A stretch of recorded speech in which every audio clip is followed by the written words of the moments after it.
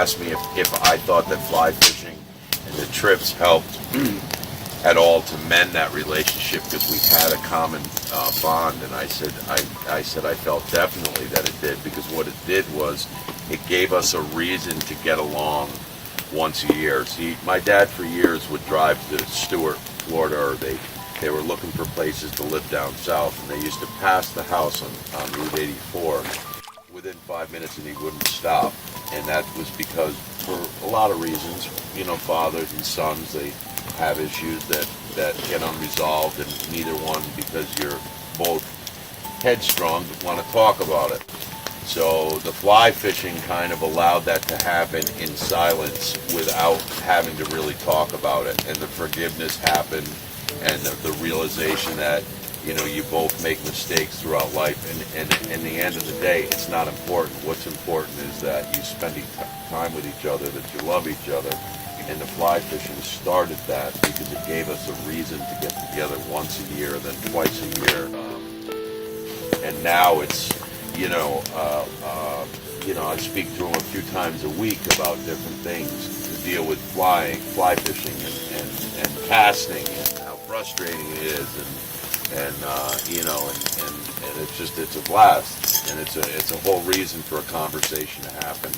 And with that conversation started a lot of other conversations, which has now led to just an amazing relationship with my father. But yeah, fly fishing had a huge part of that. We're scheduled for 4 days with you in the spring, as you know, and my hope is we get, you know, a lot more of those. I mean, he's 83, so, you know, my hope is I get many more years with him. I mean, he's in great shape, so he's optimistic, I'm optimistic, you know, and you know, I just, yeah, it's been tough not having him here this time.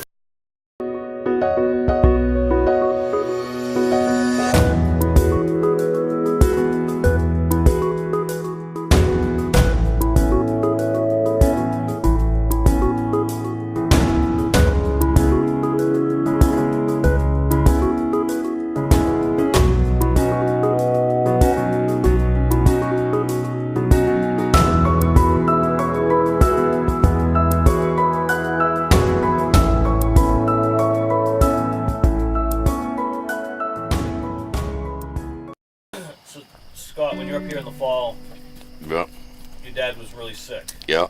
He was going through treatments. Yeah. And you stayed here. Mm-hmm.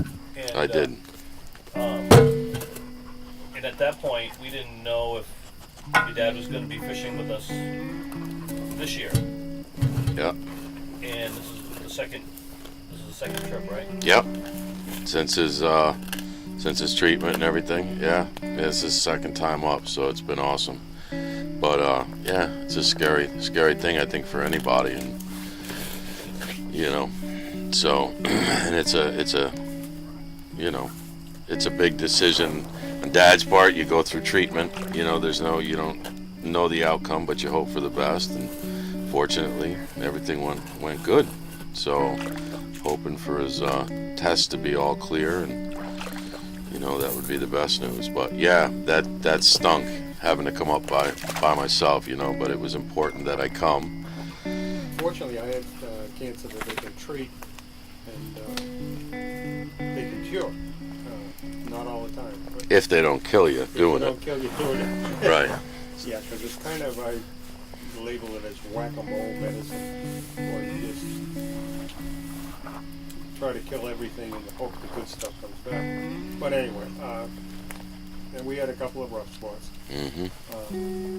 But you know, I think it's important you keep things going on a normal schedule. And, you know, it wouldn't have made any difference. I think if I just got the flu before the trip, right, you should go.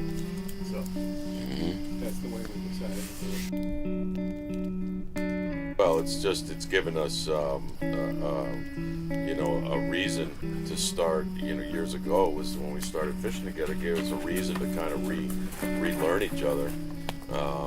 you know, I had gone through a long, rough patch in my life and flipped things around, and things got better. But that process began really healing between Dad and I is when we started fishing together, because it was just a great experience, you know, in itself, and it just gave us time to spend with each other. And you know, become an important part of our year is to do these trips together, and I look forward to them. And as soon as they're over, I'm ready to go again. You know, so it's been good.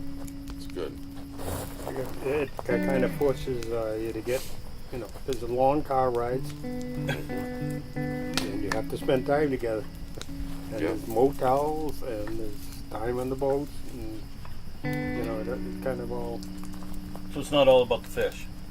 No, Very little's about the fish. that's right. Because I from a personal standpoint, and he agrees, I don't count fish. I love being out there. I like the environment, and I like the challenge of the fly fishing. Fly fishing is different from all the other fishing I've done. I discovered it late in life. I spent a lot of time in the Bahamas sight fishing, and I would love to go back there, but my eyes are not that great anymore. But maybe I can bring him along and he can Spot 'em. Spot them for you. my spotter. Because you know the guides say, "Hey man, don't you see that fish?" Yeah, no, I didn't. Right, it's a lot different. A lot different, yeah. But I really like sight fishing for fish. We couldn't do that today. No, but the water was great today. Yeah, it was beautiful water. Beautiful water. Just if it was calm, then you could really see the fish, and the fish are breaking, you know, work to them and stuff. But yeah, today was tough as far as that is. But maybe tomorrow. That's fishing.